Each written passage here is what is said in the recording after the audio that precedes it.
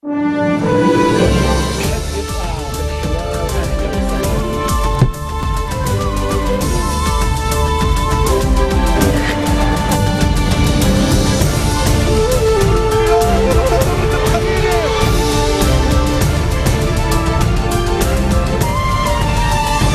afternoon. You're watching the English newscast on Future Television. I'm Yumna Naufal, and these are today's top stories.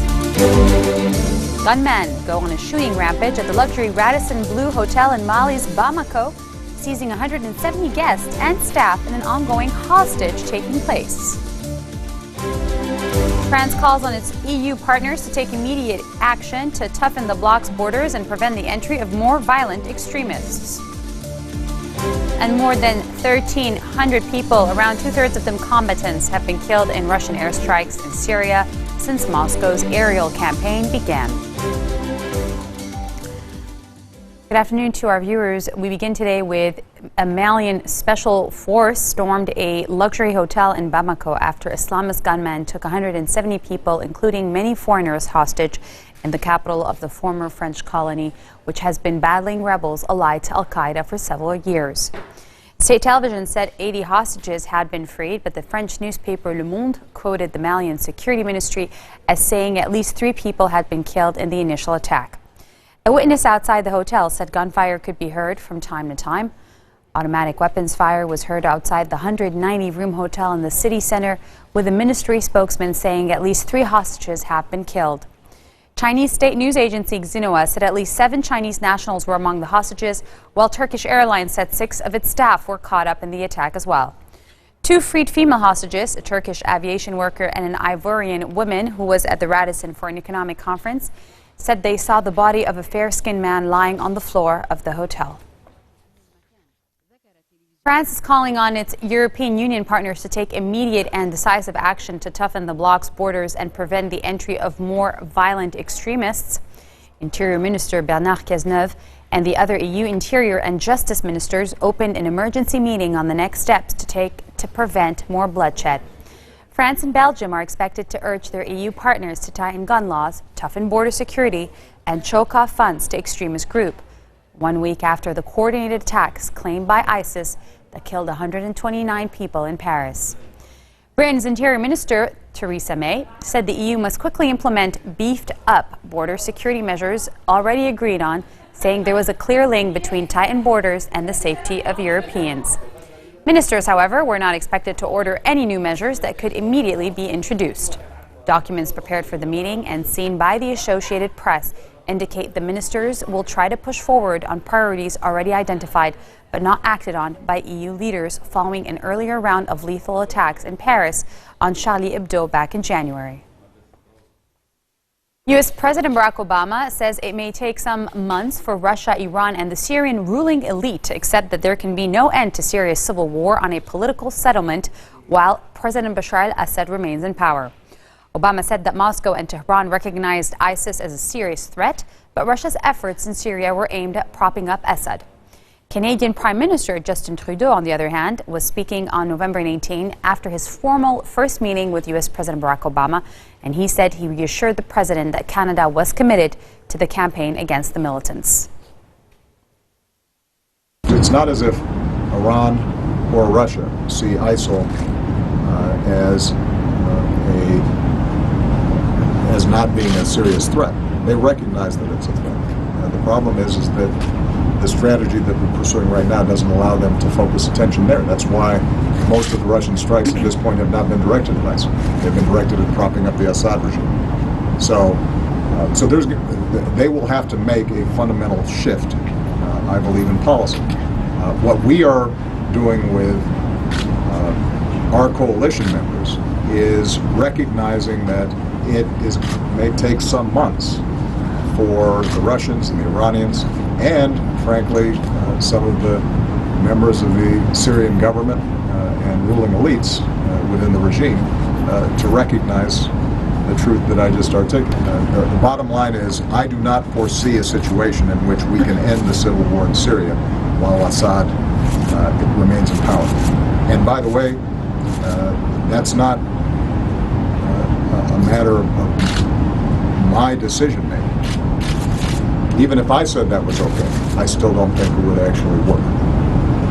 You could not get the Syrian people, the majority of them, to agree to that kind of outcome. We have reduced that population further, and I expect that early by next year we may even have fewer than 100 people at Guantanamo. We are spending millions of dollars per detainee, and it's not necessary for us to keep our people safe. So we are going to go through meticulously with Congress what our options are, why we think this should be closed. I guarantee you there will be strong resistance because in the aftermath of Paris, I think that there is just a very strong tendency for us to get worked up around issues that don't actually make us safer, but make for good political sound bites. And whether it's refugees or Guantanamo, those are handy answers, particularly for folks who aren't interested in engaging in a more serious debate about how do we invest in the long, hard slog of dealing with terrorism. And Canada will continue to work with our coalition partners to ensure that we're doing what we can, including militarily, to degrade and defeat ISIL over the long haul. That's what I reassured the President about, and that's what we're going to continue to be engaged in. We're going to be discussing further the best ways Canada can move forward. But I made a clear commitment to Canadians to withdraw the 6 fighter jets, and we will be doing that in collaboration and coordination with all of our allies to ensure that the coalition still has tremendous impact against ISIL.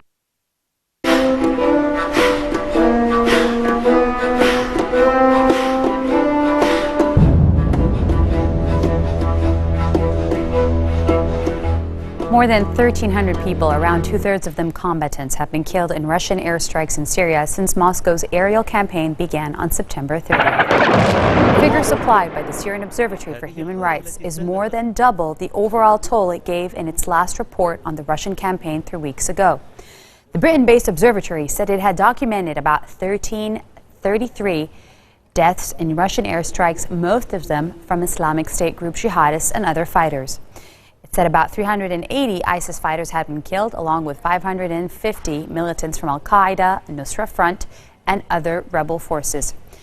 The strikes also killed 400 civilians, including 97 children, according to the Monitor. The observatory's last toll for the campaign on October 29th put the number of killed at nearly 600. Russia says its aerial campaign targets ISIS and other terrorists, but rebel forces and their backers accuse Moscow of focusing on moderate and Islamist fighters over jihadists. The Turkish authorities have seized close to the Syrian border a record haul of almost 11 million pills of the synthetic stimulant drug Captagon, which is believed to play a crucial part in Syria's civil war. Anti-narcotics police confiscated over 10.9 million pills weighing almost 2 tons in 2 separate raids in the Hadai region on the border with Syria this week. This is according to the official Anatolian news agency and Hurriyet Daily. They quoted the Interior Minister as saying that Captagon, based on the amphetamine penicillinia synthetic stimulant, is a hugely popular drug in the Middle East and produced in Syria. It has been dubbed repeatedly as the drug fueling Syria's civil war, since its production provides income for the warring factions and also keeps fighters awake and energized over long periods. The report said that 7.3 Captagon pills were seized in one raid and were said to be shipped to Gulf countries by sea, hidden in 1,300 oil filters. In Lebanon, Army Commander General Jean Ahwajeh is calling on the military to stay watchful and attentive both on the southern border to confront the Israeli enemy and on the eastern border and inside Lebanon to deter terrorism. Stay fully prepared, he said, both on the southern border to confront the Israeli enemy and to adhere to Resolution 1701, and on the eastern border and inside to strike terrorism with an iron fist and sabotaging cells to preserve the civil peace in the country. Ahwajeh is said to be making these remarks in order to have a peaceful Independence Day, he hopes. The attempts of terrorism and its schemes will fail before vigilance and strong confrontations, he added. Lebanon is celebrating its 72nd anniversary of the country's independence. And on the soldiers abducted in the northeastern town of Arsal, Ahwaji did stress that they vow to follow up on the case of the kidnapped soldiers and exert all efforts to free them. Coming up next, Yemen headlines as we strike again. We'll be right back.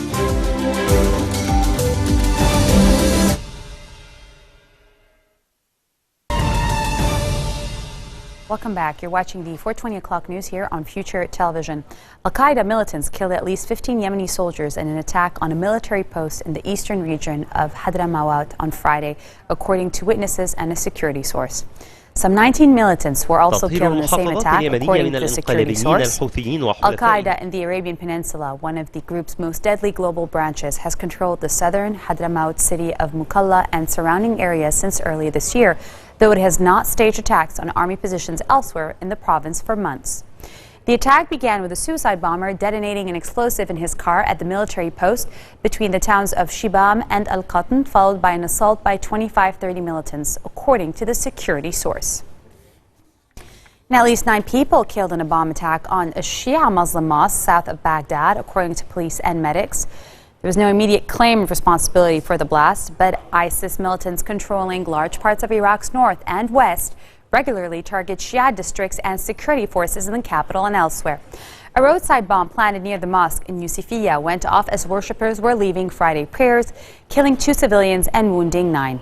A suicide bomber later detonated his explosive-packed vest, killing 7 and wounding 28 others.